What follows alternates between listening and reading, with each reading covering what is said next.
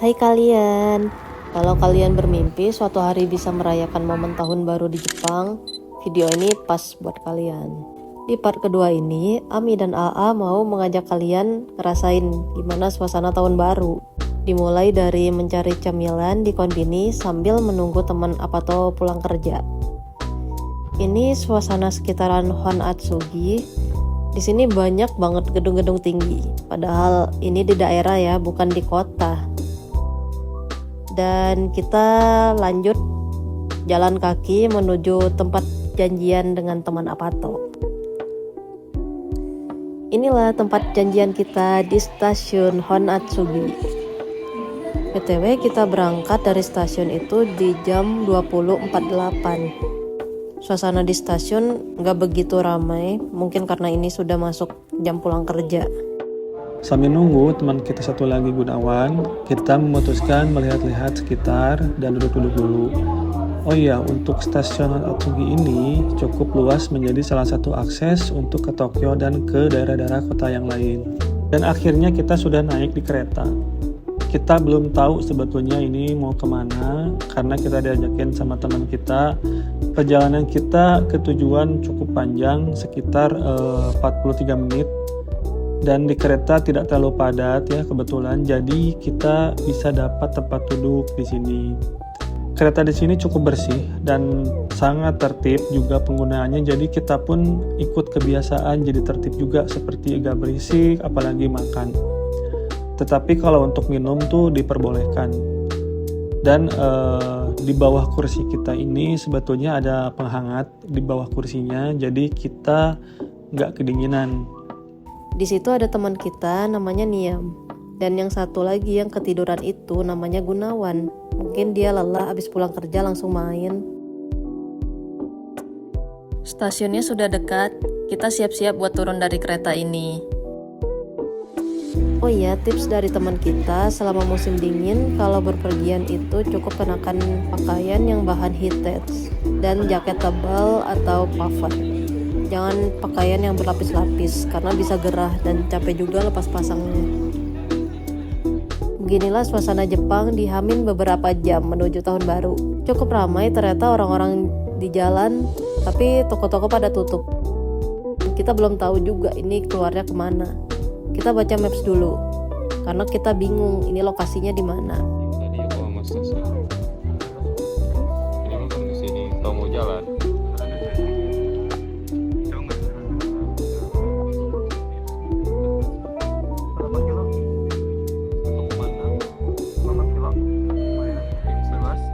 Ternyata kita salah keluar stasiun dan akhirnya kita memutuskan kembali lagi ke stasiun.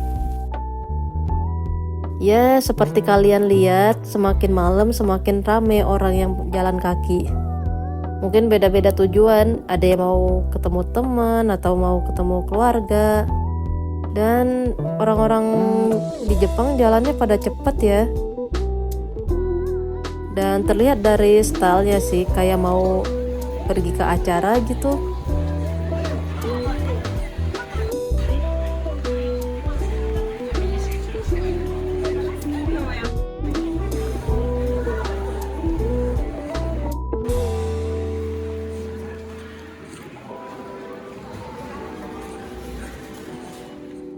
Oke, kita mulai turun eskalator lagi. Kita nggak tahu ini stasiunnya di mana karena teman kita yang ngatur maps perjalanannya. Dan kita baru ngeh juga stasiunnya gede banget.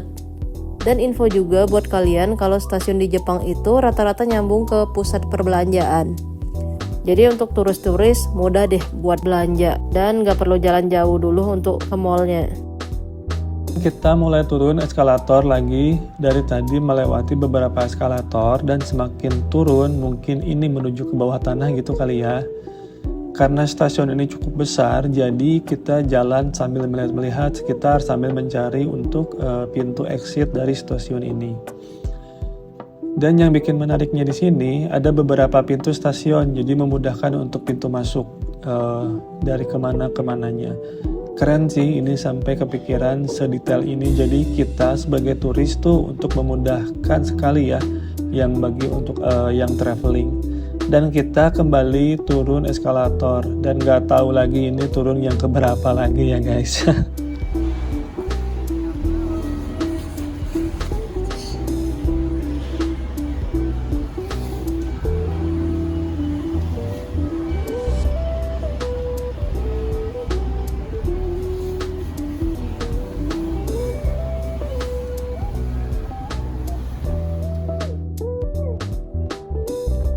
Karena perjalanan kita cukup jauh, kita memutuskan untuk nyari maps lagi.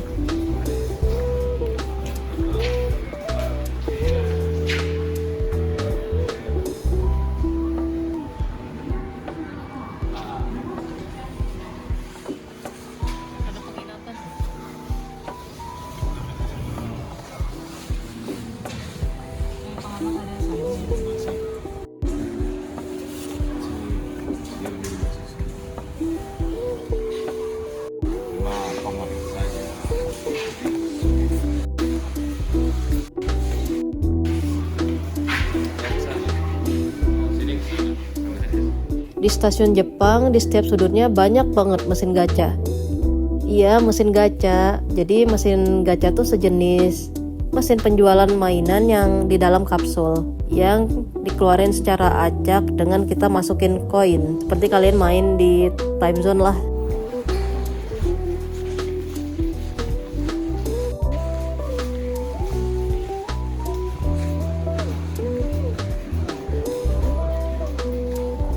Terus di stasiun pastinya selalu ada locker untuk penitipan koper dengan berbagai ukuran ya. Jadi kalian gak perlu repot-repot lagi deh nenteng koper kalau lagi jalan-jalan.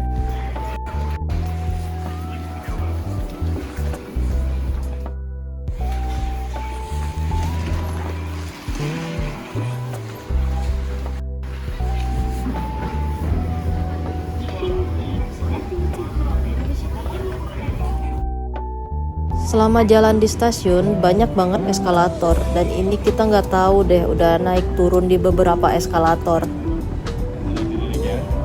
Lanjut jalan lagi.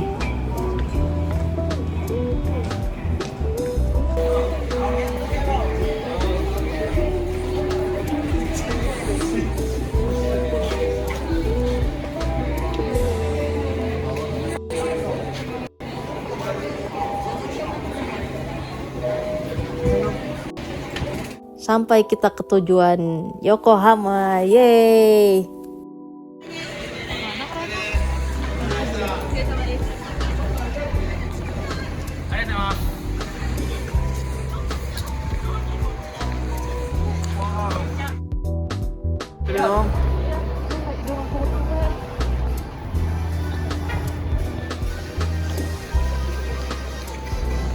Itu ada toko bagus tapi nggak tahu deh jualan apaan.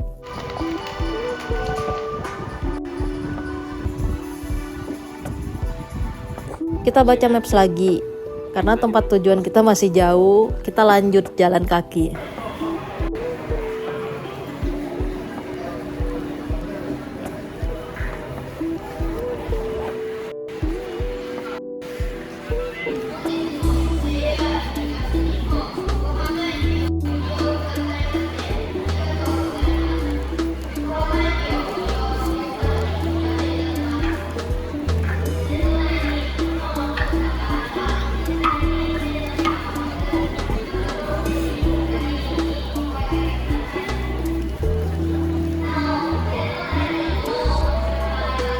Ada Porta Bazar. Ini apa ya? Bagus juga muralnya. Kita sudah mulai keluar dari stasiun dan keluar mall. Dan akhirnya ini adalah eskalator terakhir yang ditutup dengan gambar-gambar ini. Ini sih sepertinya kayak gambar mural gitu, bagus. Dan Yokohama ini terlihat sepi ya karena orang Jepang pada family time.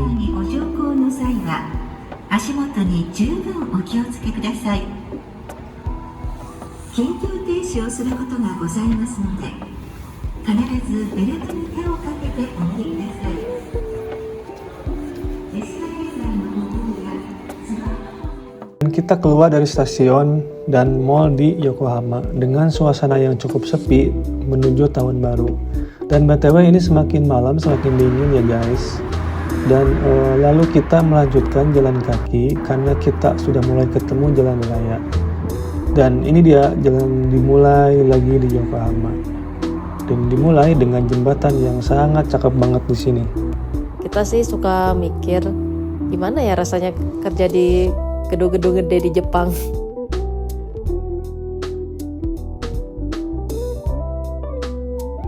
Ini bagus banget suasana jalan kaki, sebelahnya ada sungai.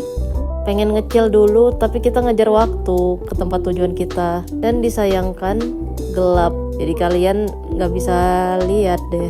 Atau kalian juga bisa sih searching sendiri, namanya di Yokohama Mitsui Building. Sebelahnya ada sungai Katabira.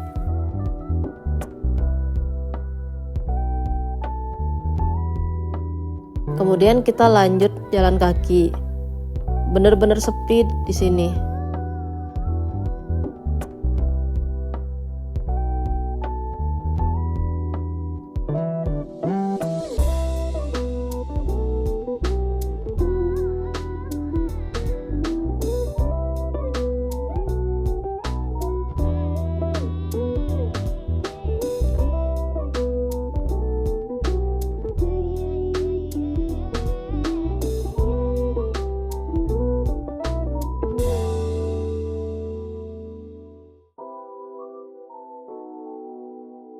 Pada tutup semua tapi nggak ada yang jaga ya.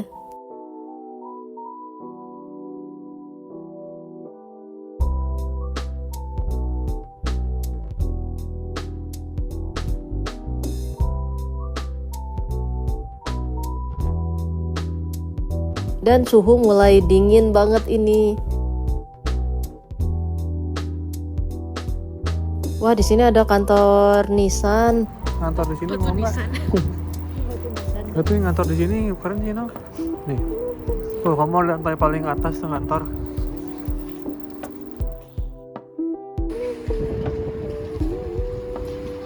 Ayo cepat nyebrang, di Jepang tuh harus sesuai lampu lalu lintas, karena pas nyampe kita keburu lampu hijau. Meskipun jalannya sepi, tapi kita harus ngikutin aturan ya.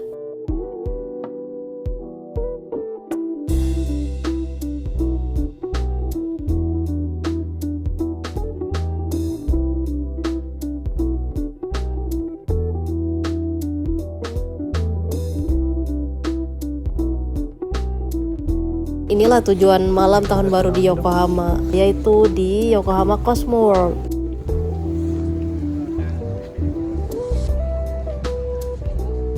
Biang lala gede banget, ada jam gedenya pula ditambah banyak lampu warna-warni. Di sini kita hanya melihat kemegahan biang lala atau biasa disebut Yokohama Cosmo Clock di pinggir pelabuhan Yokohama sambil mengabadikan momen dengan foto-foto.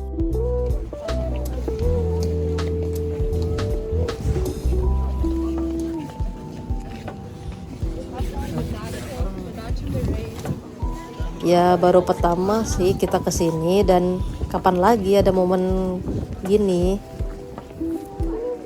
Biasanya banyak orang yang nunggu sampai jam 12 malam di biang lala biar merasakan tahun baru. Banyak turis juga kok di sini, jadi bukan kita aja orang asing yang di Jepang. Setelah puas menikmati suasana dan foto-foto, kita lanjut jalan ke sekitaran.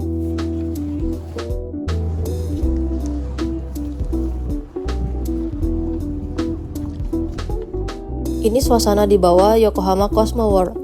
Ada wahana bermain loh, tapi karena udah malam dan tutup juga jadi kita nggak bisa main.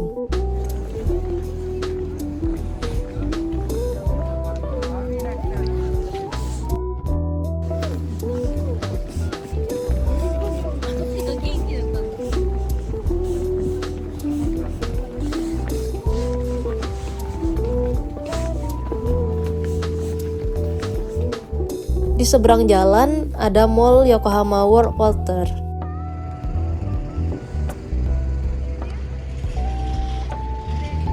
Di sini banyak polisi yang patroli karena momen tahun baru ya sudah pasti. Jadi harus ngamanin jalan dari hal-hal yang gak terduga. Rencana kita mau masuk ke mall ini karena kata teman kita di sini bisa nyari cemilan.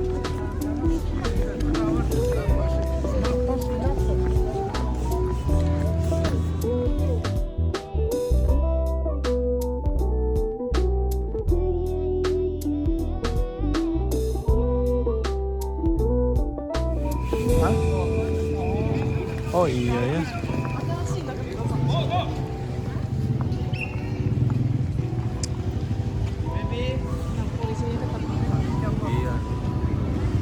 Udah nggak apa yuk, target tuh helm tuh, Kang Indo ini. Kita biarin aja. Berapa tuh?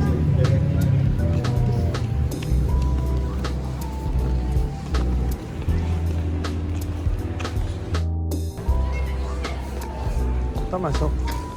Oh ini tuh pada nungguin bayar. Mau ke itu? Setelah diputuskan, kita nggak jadi masuk ke dalam. Kita jadinya jalan-jalan di sekitaran yang sekiranya bisa dekat dengan Biang Lala, tapi nggak di pelabuhan.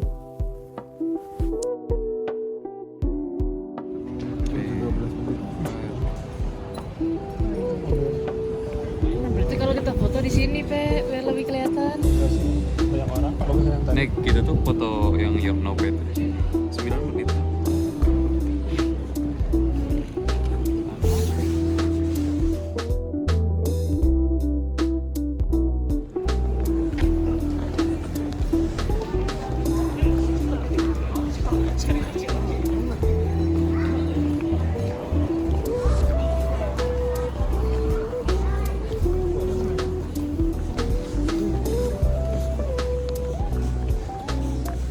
Udah nyala belum handphone aku? Handphone aku udah nyala belum?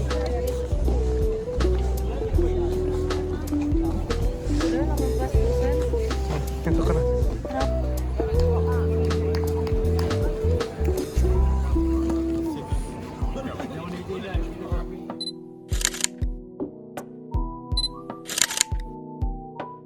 Jam 22.56. Ya masih sekitar 1 jam 4 menit menuju tahun baru.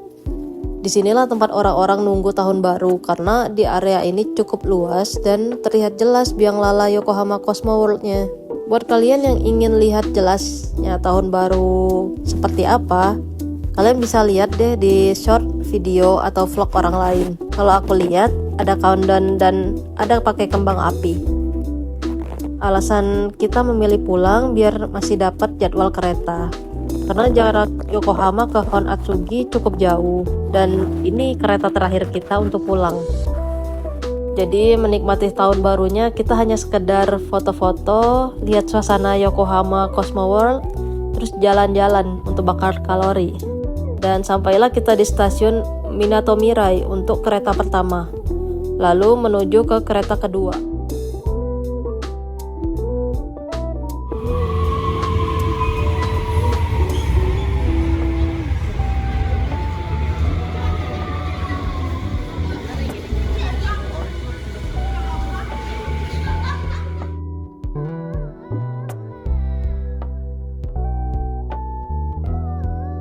Kita sampai di stasiun untuk naik kereta kedua. Suasana cukup sepi. Ini di jalan kita udah masuk tahun 2026 ya.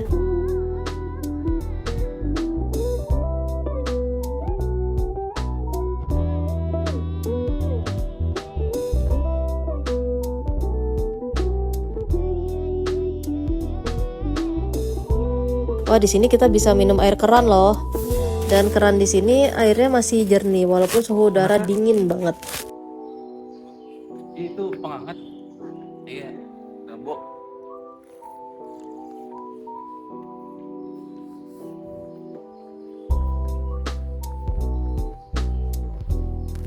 Di stasiun ini disediakan ruang penghangat untuk nunggu kereta. Jadi kita menghangatkan diri dulu ya sambil nunggu kereta datang.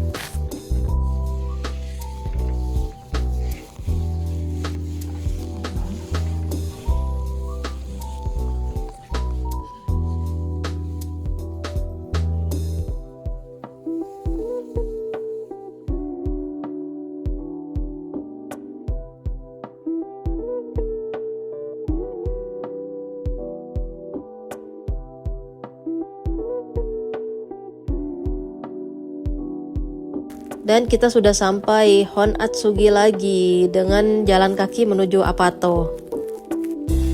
Video tahun barunya cukup sampai di sini dan kita lanjut untuk ngevlog tanggal 1 Januari 2026 pagi buat ngirim barang Justipan Jangan di skip dulu ya videonya teman-teman. Masih pagi di tahun baru, ya kita nggak banyak spill sih awal mula berangkat karena prepare buat cari ekspedisi terdekat. Dan buat teman-teman yang sudah just tip, jadi ya langsung jalan saja kita. Sekitar sini banyak apato, terus masih banyak juga toko-toko tutup di momen tahun baru ini karena di Jepang operasionalnya itu mulai kerja di 4 Januarian. Dan inilah suasana jalan di Jepang, sangat bagus banget asli, rapi, bersih, langitnya juga bagus, warna biru, dan sangat cocok banget sih ini buat photoshoot. Perjalanan menuju ekspedisi kurang lebih setengah jaman kita dari Apato, dan dari kemarin juga kita sebetulnya jalan kaki terus ya guys, dari mulai malam tahun baru sampai saat ini, dan cukup menyenangkan untuk berjalan kaki di Jepang karena trotoarnya bagus, bersih, rapi.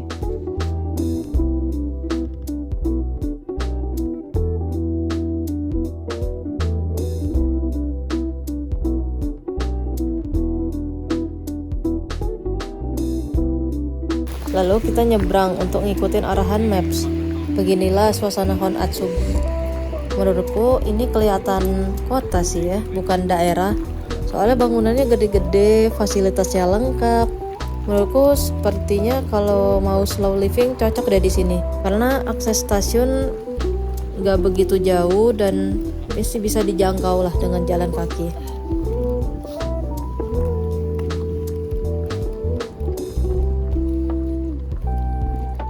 Jalan kaki di Jepang tuh nyaman banget, sudah bersih, mau di jalan kecil atau gede, ramah untuk pejalan kaki.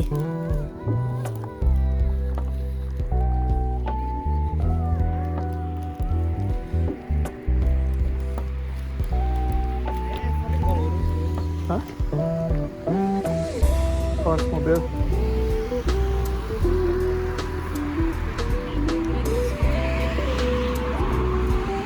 Lucu ya.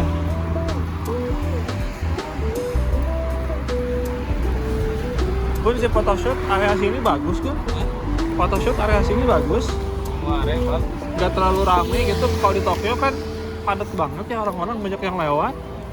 Enakan di sini malah nggak terlalu jauh juga. Enggak. Itu bagus, cuman kan ada yang diperbaiki. Cara nandainya gimana? Cara tahu kita boleh enggaknya gimana? Tapi kan maksudnya ini paling di tengah jalan. Paling di gini doang gitu. Jalan bukan di kayak yang rumah kita pas backgroundnya itu. Oh boleh. Boleh. Oh boleh. Konsep rumah di Jepang itu disebut micro living. Pengembangannya berdasarkan kesesuaian ruang dan aktivitas di lingkungan perkotaan melalui unit yang tersedia pada hunian.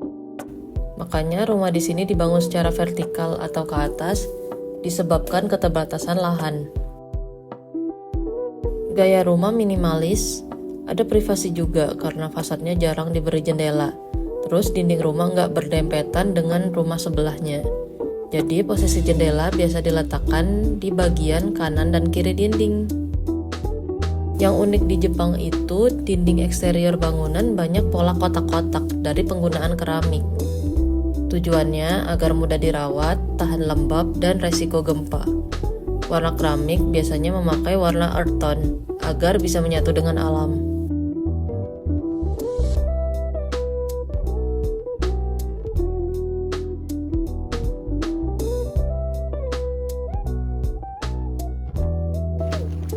Padahal jauh gitu.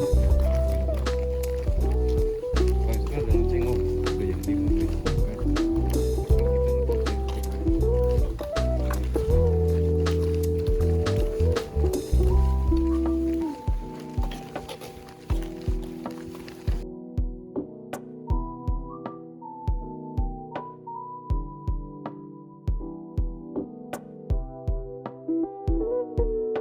Adalah beberapa khas dari Osogatsu Jepang, yaitu menaruh barang atau dekorasi di depan rumah yang disebut kadomatsu, yaitu hiasan dipasang di depan pintu rumah atau toko. Biasanya sih katanya sih dari bulan Desember sampai Januari. untuk menyambut Toshigami sama, yaitu ya dewa tahun baru katanya ya, yang membawa keberuntungan dan kesehatan. Sepertinya seperti itu. Kita boleh menghormati atau tidak itu perlu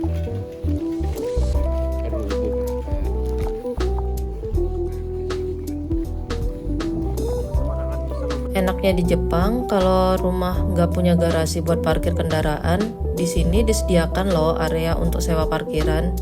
Jadi kalian nggak perlu khawatir buat simpan kendaraan dan nggak ganggu tetangga sekitar.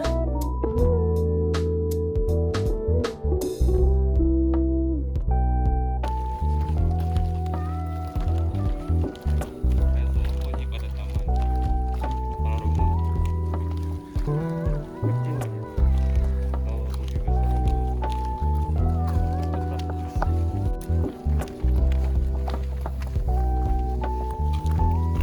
Ami dan AA memutuskan untuk makan terlebih dahulu setelah perjalanan panjang. Kecuali teman kita yang satu lagi, dia pergi ke thrifting yang namanya Book Off. Masih di sekitaran tempat kita makan. Kenapa kita memilih untuk mampir dulu di sini? Jadi ceritanya kita itu ketinggalan bus. Dan kebetulan di area tempat tunggu bus ada restoran halal yang namanya tuh kebab. Jadi kita isi perut dulu aja deh di sini. Baru kita lanjut lagi jalan.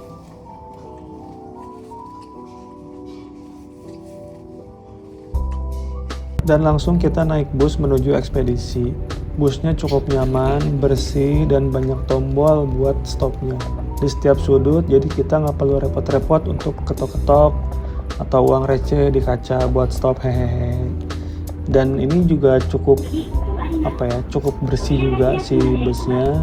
Dan kebetulan kita sebetulnya beberapa menit doang untuk menuju ke ekspedisinya karena lumayan cukup dekat.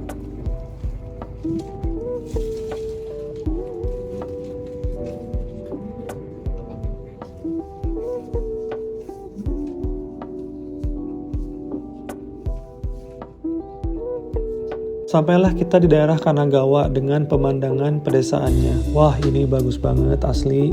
Kayak di film-film Jepang gitu ya. Kayak rapi gitu. Pemandangannya bagus juga. Nah, ini dia ekspedisinya. Nama tempatnya adalah Yamato Transport.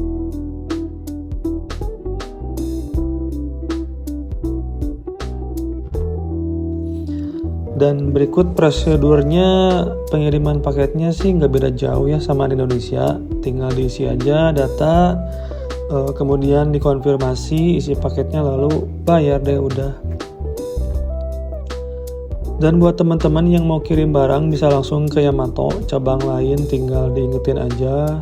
Mungkin logonya di sini nih warna kuning, gambarnya induk kucing bawa anak, lucu sih sebenarnya si logonya.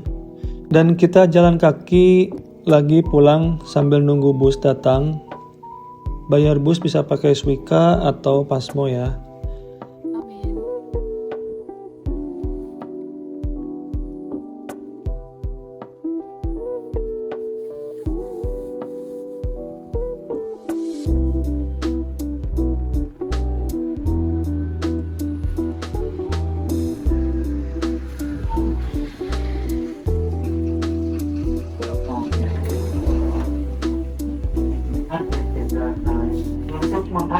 Dan misi kita selesai sampai di sini.